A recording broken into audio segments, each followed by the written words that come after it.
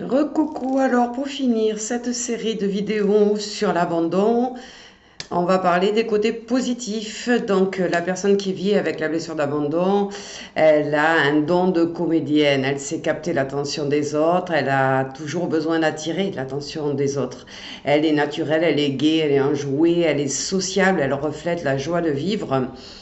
Et ce qu'elle redoute, tout simplement, derrière cette joie de vivre, c'est qu'elle cache sa peur de la solitude et elle recherche souvent la présence des autres. Elle a une capacité d'aider les autres parce qu'elle s'intéresse vraiment à eux et elle sait comment ils se sentent. Elle a cette espèce de fluide qui va lui dire si la personne va bien ou pas.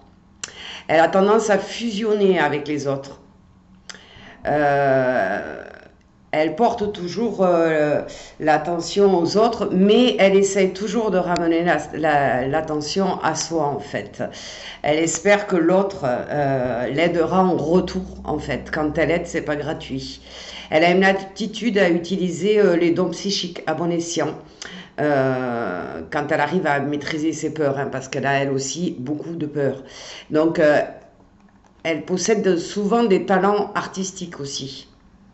Elle a besoin dans sa vie d'être reconnue. Alors bien que sociable, elle a besoin de moments de solitude pour se retrouver, mais quand ce moment de solitude dure trop longtemps, eh ben, elle peut pleurer sur sa vie, elle peut souffrir de tristesse profonde en fait. Donc, elle essaye toujours d'avoir du monde avec elle pour se sentir bien, mais c'est quand même quelqu'un de très altruiste. La problématique, c'est tout simplement que quand on a vécu l'abandon, on a la blessure de la dépendance. Et la dépendance, eh ben, ça demande d'être toujours avec son partenaire, toujours avec ses amis. Elle a besoin vraiment d'être entourée pour ne pas ressentir de la solitude et de l'isolement. Donc ce sont ces capacités positives. Donc j'espère que ces 3 vidéos vous auront donné une idée et on passe demain à l'humiliation. Belle fin de journée à tous.